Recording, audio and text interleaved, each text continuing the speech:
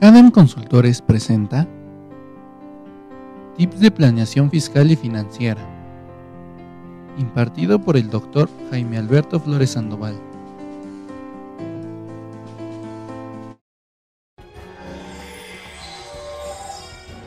Cadem Consultores, líder en consultoría empresarial y actualización profesional. Bueno, como a qué le suena eso de planeación para saber si hacen o no hacen. ¿Qué será eso de hacer planeación fiscal? Porque, digo, esto desde los tiempos más remotos de esta profesión y de la de abogado, siempre se ha hablado de planeación fiscal y siempre se ha hablado de que planeación fiscal no le gusta a las autoridades fiscales. Pero ¿qué es eso de hacer planeación fiscal? ¿Mandé? Dijo que por eso no la hace. Por eso no la hace. ¿Qué quiere decir eso de planear? Es planear algún proyecto nuevo con el fin de que no nos impacte a la empresa fiscalmente, en el sentido de pagar mayor impuesto, pero sí obtener la mayor ganancia, ya sea a lo mejor adquiriendo una nueva empresa, separar la empresa, O sea, hacer escisiones, fusiones. fusión. O sea, planeación fiscal tiene que ser una cosa así corporativa, muy... No forzosamente corporativa, pero también puede ser a un nivel pequeño. ¿Planear como a qué le suena? Realizar acciones que ayuden a... ¿Cuándo se hace la planeación? ¿Cuándo vas a organizar? O sea, es una de las fases del proceso administrativo, ¿no? De hecho, es la primera fase del proceso administrativo. La primera parte que tenemos que hacer es planear. ¿Se hace antes o se hace después? O sea, cuando hablamos de planeación, hablamos de antes, ¿no? Porque hay veces que nos llega el cliente y dice, oye, quiero que me hagas una planeación fiscal. Sí, con mucho gusto te ayudo. ¿Qué necesitas? Dice, no, es que el año pasado me resultó mucho impuesto a pagar, quiero que me hagas una planeación para no pagarlo ahorita. No, pues entonces no quieres una planeación, ¿no? Más bien quieres ahí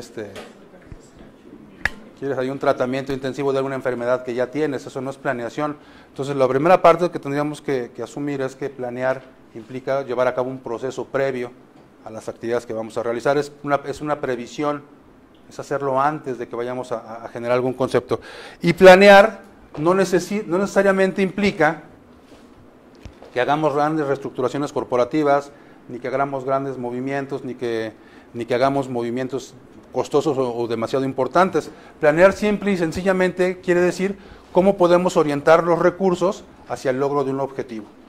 O sea, hacerlo de una forma anticipada. En el ámbito de lo fiscal, porque podemos planear financieramente, podemos planear operativamente, podemos planear nuestras actividades de cualquier tipo, pero la planeación fiscal normalmente la entendemos como un concepto que nos evite pagar impuestos. O sea, ahorita lo decías, ¿no? Es que yo quiero orientar, ¿para qué? Para dejar de pagar impuestos, ¿no? A veces ni siquiera es dejar de pagar impuestos, sino en muchas de las ocasiones incluso quitarnos obligaciones fiscales, en muchos de los casos tener menos que ver con el fisco, hacer las cosas de tal manera que nos encontremos en una mejor posición frente a las autoridades fiscales. Por ejemplo, en el caso de las personas físicas, un abogado, ¿no? Un abogado que normalmente, digo, salvo las excepciones que hoy existen ya de forma muy abundante, pero los abogados normalmente no se dedican a la parte fiscal. Los abogados andan haciendo demandas, contratos, juicios, andan metiendo muchas cosas. Si por la parte contable a veces ni siquiera les importa ni les interesa. Si un abogado, resulta que va con el contador cada mes, el contador le lleva su contabilidad.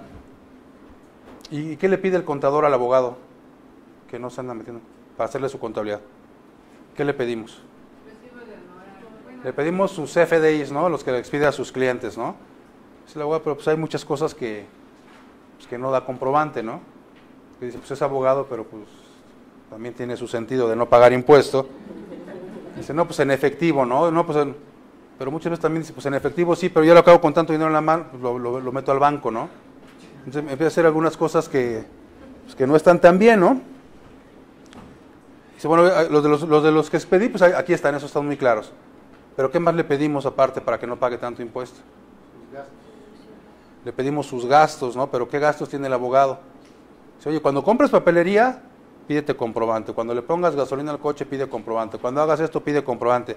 Dice el abogado, pero es que ¿qué va a estar pidiendo comprobantes, no? Si es mucho trabajo. Si ¿cuánto le cobra al contador? Pues lo que le cobra es mucho, ¿no? Entonces siempre se queja. Aparte, lo ve cada mes y el contador siempre tiene esa sensación de que él sabe de leyes. Dice, mira, este es abogado, no sabe ni de ley de renta, ni de IVA, ni de esto, ni... Entonces el abogado se siente regañado cada que ve al contador, ¿no? Entonces no hay una afinidad así muy importante. Si lo voy a ver cada mes, me regaña.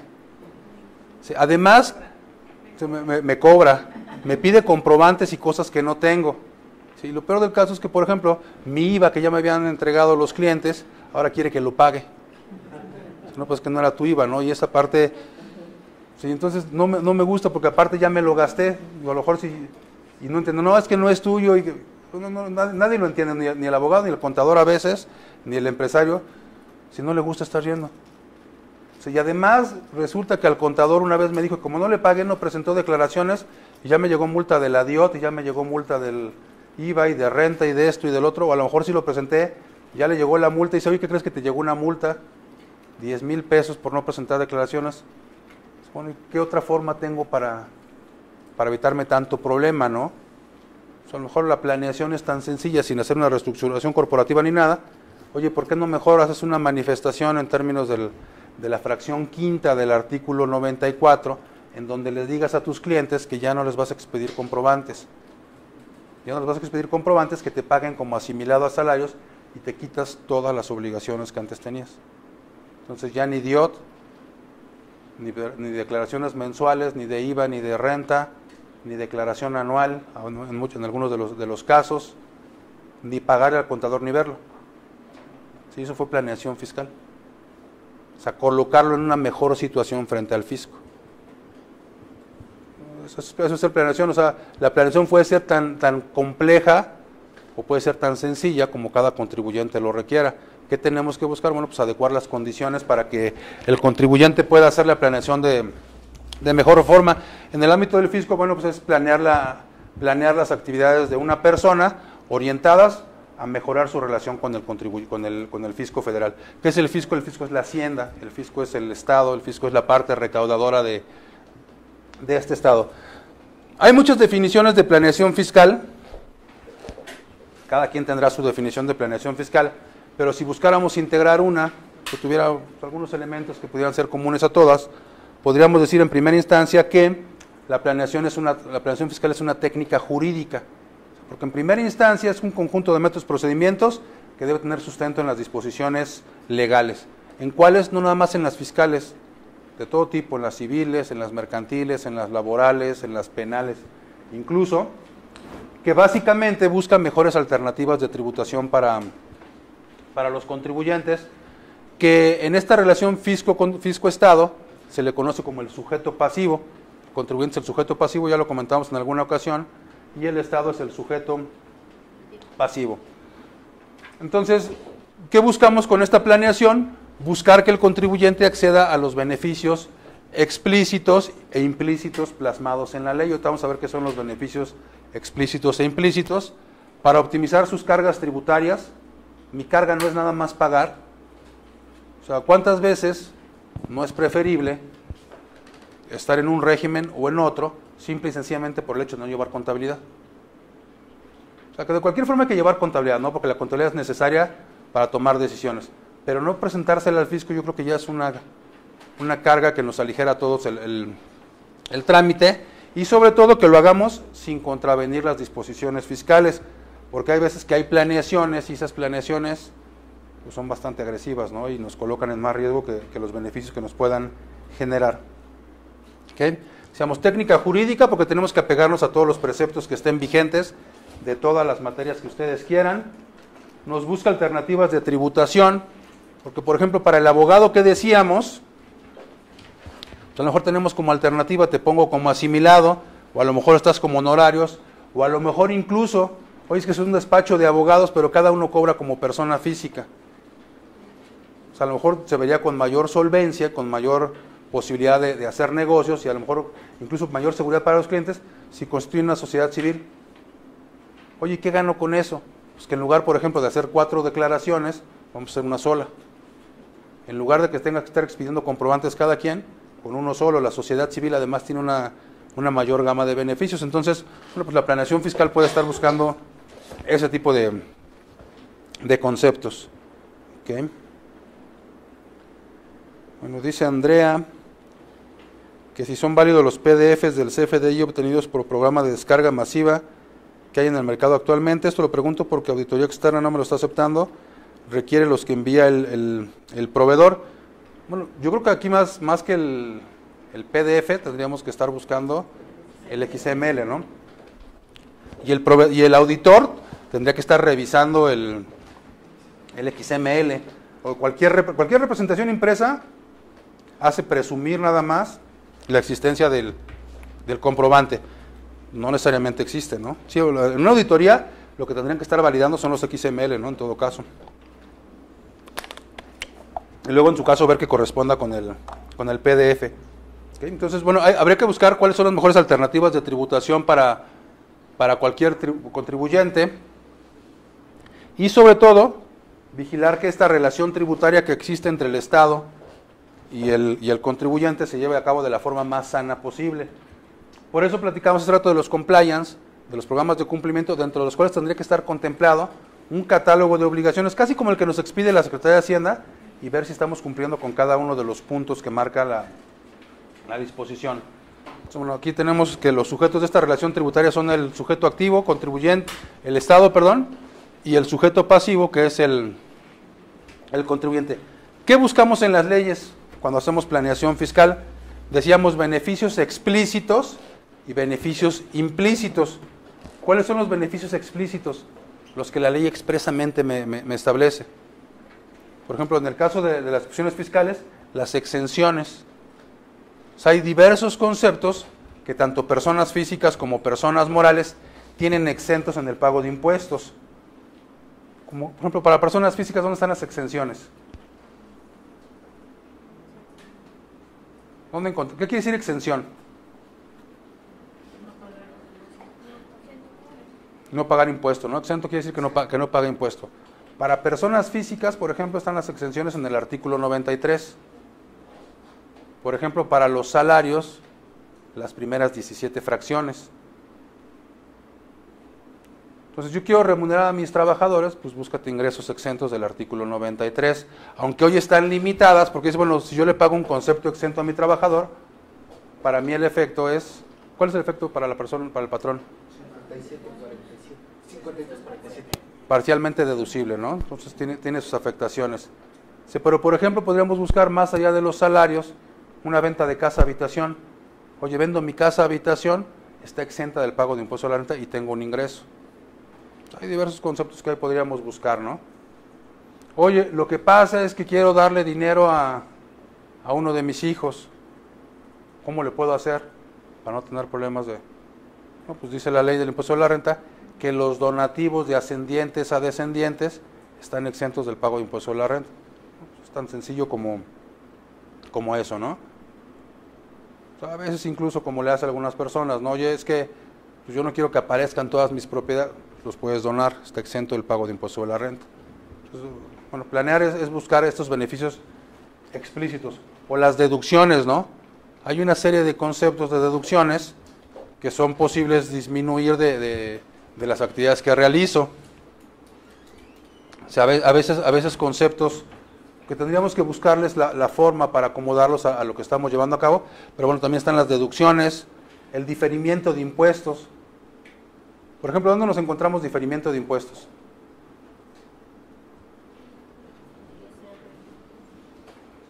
¿Dónde encontramos un diferimiento de impuesto? ¿En qué parte de la ley? Sí. En el caso de personas morales podría ser el alineamiento financiero. ¿Ahí por qué se difiere el impuesto? Porque la regla general es que se acumulen los 3 supuestos que te da la ley cuando se expide el documento, se paga el pago en ciertos momentos, y la opción consiste en que se vaya acumulando conforme vaya siendo exigible cada parcialidad. Ajá. ¿Y ahí por qué decimos que se difiere el impuesto? Porque hasta el momento en que es exigible se paga y no en el primer momento en cuando se celebra el contrato, se entrega el bien. O sea, bueno, entonces yo me dedico a vender coches y entonces se me ocurre, ¿sabes qué? Voy a cambiar la modalidad o voy a adicionar esa modalidad. En lugar de hacer una venta, una compraventa simple, ahora voy a meter un régimen de arrendamiento financiero. Oye, ¿qué beneficio tengo? Bueno, pues efectivamente que el ingreso lo puedo tener hoy todo, aunque sea en crédito, y si hubiera vendido el automóvil, tengo que acumular la totalidad de la venta. Pero como ahora estoy inmerso en un régimen de arrendamiento financiero, lo que me están pagando rentas, y la ley me dice que puedo tener el beneficio de ir acumulando las rentas hasta el momento en que efectivamente se vayan obteniendo las mismas. ¿Sí estamos de acuerdo en esa parte? ¿Qué otro diferimiento de impuestos? ¿No se aplica el diferimiento de impuesto cuando hablas de persona física, servicio profesional, y que lo pagas no en el momento en que pactas, sino cuando cobras? Ok, en las personas físicas acumulan el ingreso hasta que efectivamente lo perciben. Sociedades civiles también. Sociedades civiles también. Entonces, en lugar de constituir una persona moral, sociedad anónima, voy a constituir una sociedad civil y voy a acumular mis ingresos hasta que efectivamente los percibo. Que no sé si esa parte a ustedes les quede clara, la parte de diferir impuestos.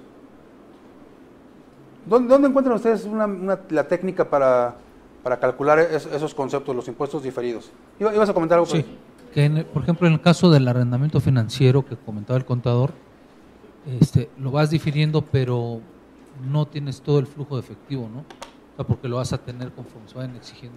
Sí, claro, pero si fueras una persona moral que se dedica a vender automóviles, tampoco tendrías el dinero totalmente y sí tendrías que acumular la totalidad de la venta. Si lo vendes a crédito, sí.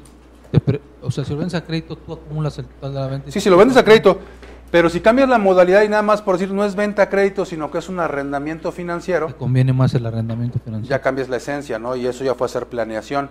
Sí. Pero no sé si el concepto de diferir impuestos les queda claro. ¿Qué es eso de diferir impuesto?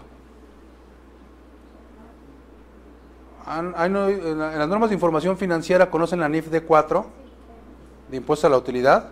¿Y en qué consiste esa técnica de la NIF D4? ¿Qué es eso de diferir impuestos? En hacer un reconocimiento hoy de un impuesto que ya vas a pagar o vas a tener a favor en el futuro. Cuando los eventos que den las condiciones para que eso se tenga que pagar. O sea, un impuesto lo dejas de pagar hoy y lo vas a pagar en el futuro y lo reconoce en la contabilidad. Pero eso, ¿cómo se hace? ¿O cuál sería el ejemplo?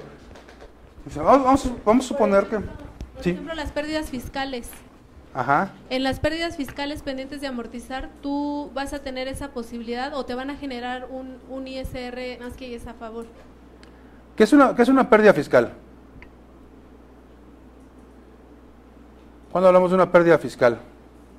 Cuando tus deducciones son mayores. Cuando mis deducciones son mayores a los ingresos. Son mayores a los ingresos acumulados. ¿Estamos de acuerdo? Tengo una pérdida fiscal. Si lo viéramos desde este punto de vista, una pérdida fiscal es como deducciones que hice de más o deducciones que me sobraron y que entonces las puedo aplicar en periodos posteriores. ¿Estamos de acuerdo? Esas pérdidas fiscales van a significar que yo pague menos impuesto en el futuro.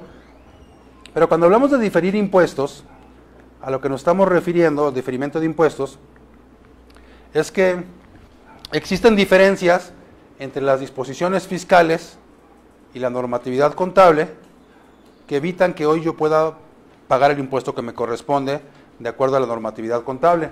Fíjense, por ejemplo, vamos a poner un caso que además es común.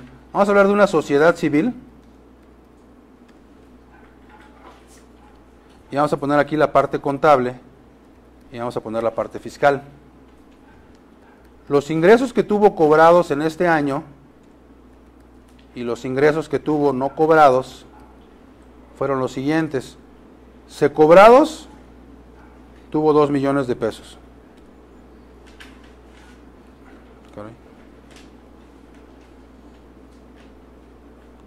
Y no cobrados tuvo 1 millón de pesos.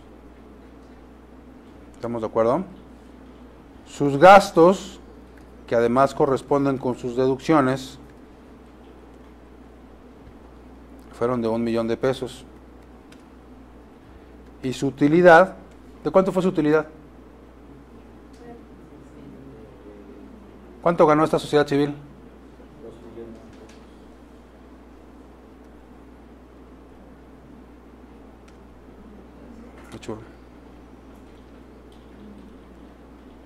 ¿Estamos de acuerdo? La utilidad que tuvo esta sociedad civil fue 2 millones de pesos. ¿Sí están de acuerdo todos en eso? Fiscalmente, ¿cuánto lo va a declarar a la Secretaría de Hacienda? Sus ingresos, ¿cuáles va a declarar como acumulables? Los cobrados no, ¿estamos de acuerdo? Los no cobrados no los va a declarar. ¿Cuánto tiene de deducciones? Pues igual 2 millones de pesos. ¿Cuánto tiene de utilidad para efectos del pago de impuestos? 1 millón de pesos. El impuesto de la renta que le corresponde pagar en marzo, esto ocurrió el 31 de diciembre, pero en marzo él tiene que pagar impuesto a la Secretaría de Hacienda. ¿Cuánto le va a pagar de impuesto? 300,000, ¿están de acuerdo? Es el 30% de estos. En su estado de resultados, ¿cuánto va a manifestar de impuesto sobre la renta? ¿Tiene que ponerle 600 en el estado de resultados? ¿Están de acuerdo?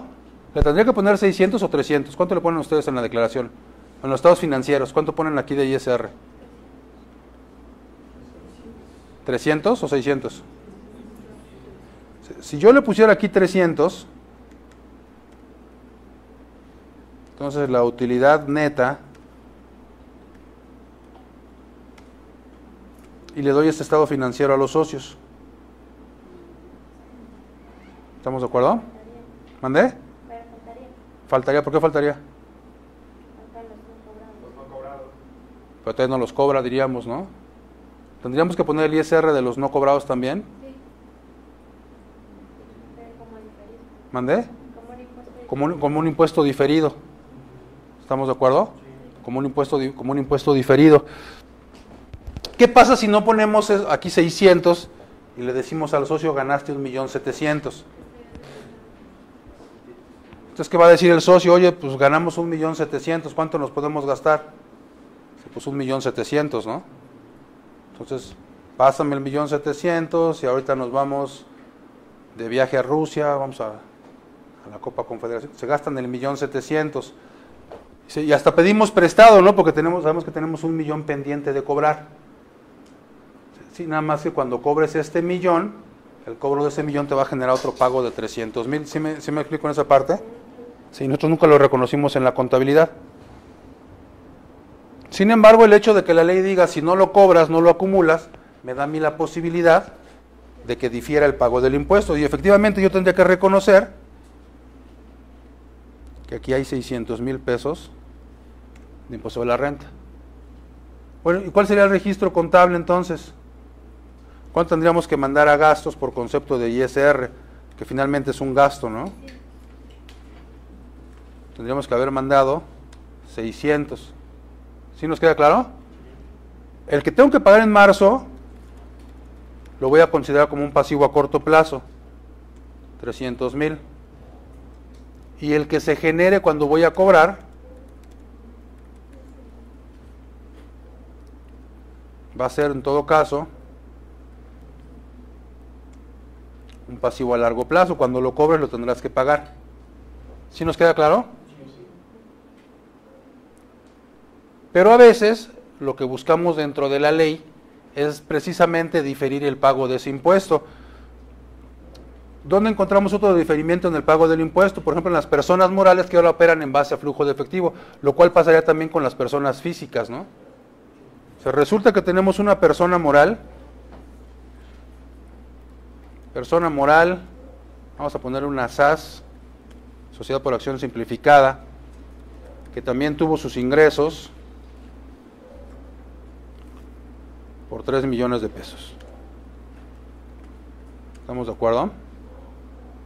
Se van acá abajo más bien.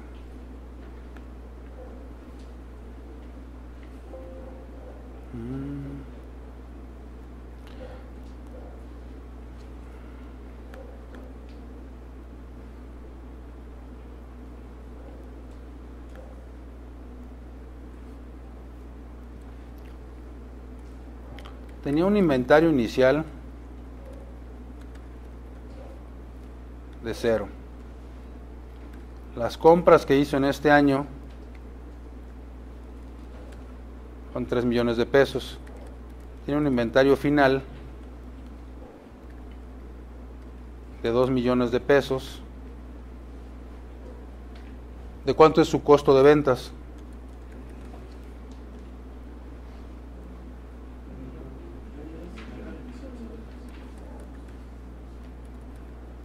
¿De cuánto es el costo de ventas de esta? Es de 1 millón nada más, ¿estamos de acuerdo? Que es el inventario inicial más las compras menos el inventario final, tiene 1 millón de pesos de costo de ventas.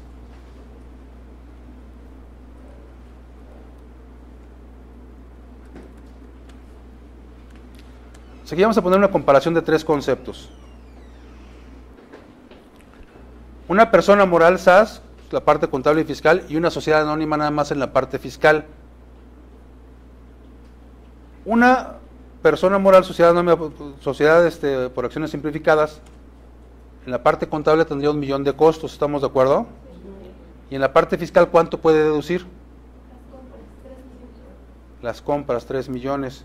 Y una sociedad anónima, ¿cuánto podría deducir? El costo.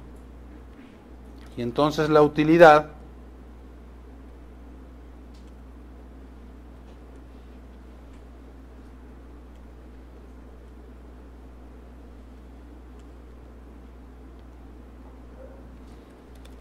el ISR de una sociedad por acción simplificada que tendría que pagar en marzo, ¿de cuánto sería?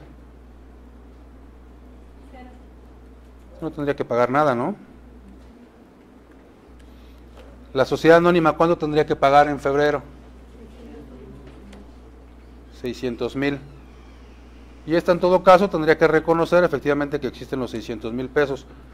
¿Cómo me conviene más tributar? Como SAS. ¿Voy a pagar menos impuesto? No, ¿Y entonces qué gano con la disposición? pagarlo después. Pagarlo después. Porque el impuesto de todas formas existe, ¿estamos de acuerdo? O a lo mejor nunca existe, ¿no? A lo mejor lo voy difiriendo de tal forma que el impuesto nunca exista. O sea, ¿qué fue lo que hice aquí? Pues cambiar de ser una sociedad anónima a ser una sociedad por acción simplificada. Oye, ¿y entonces dónde está la utilidad que tiene esta SAS? ¿Dónde quedó la utilidad de la SAS, de la sociedad por acción simplificada? ¿Dónde está su utilidad? ¿Sí tiene ahorita cuánto de utilidad? De utilidad tiene 2 millones, menos los 600 tenemos 1.400.000, pero su utilidad está en el inventario. Entonces no pagó impuesto, pero tuvo que comprar más. ¿A qué genera eso? Crecimiento. ¿Estamos de acuerdo? Aquí hubiera tenido que pagar en este momento. ¿Qué es lo que ganamos con esta disposición? Simple y sencillamente diferir el pago del impuesto. A eso se refiere. O sea, a veces colocándome de una forma distinta, logro diferir el pago del impuesto. Y eso es importante, ¿no? O sea, lo difiero y el próximo año lo difiero y el próximo año lo difiero. O sea, de hecho así lo hacíamos antes de 2004, ¿no? Oye, ya se acerca el momento en que hay que pagar impuestos. ¿Qué hacemos para no pagar impuestos? Oye, contador, ¿qué hago? Pues compra más. Y compra más, y compra más, y compra más. O sea, a veces nos sobreinventariamos, hay que buscar cómo vender más ahora, ¿no? Pero es mejor eso a estar pagando impuestos. Sí, Jaime. Pero aquí en tu ejemplo, estamos partiendo de que tus compras están pagadas en el ejercicio, ¿verdad? Claro. Porque si nada más, déjame poner el mismo ejemplito, hiciste compras por 3 millones, pero si nada más pagaste 2. Sí, claro, aquí sería el concepto completo, ¿no? Compras Sí. y pagas, ¿no? Sí, igual, y siguiendo con tu mismo ejemplito, estamos hablando del 2017. Ujú. ¿Qué pasa si tengo un inventario inicial de 1 millón de pesos? Ajá, O de 500,000 pesos para no complicarme la vida. ajá. ¿Qué dice que le pongo aquí, no? Un inventario inicial.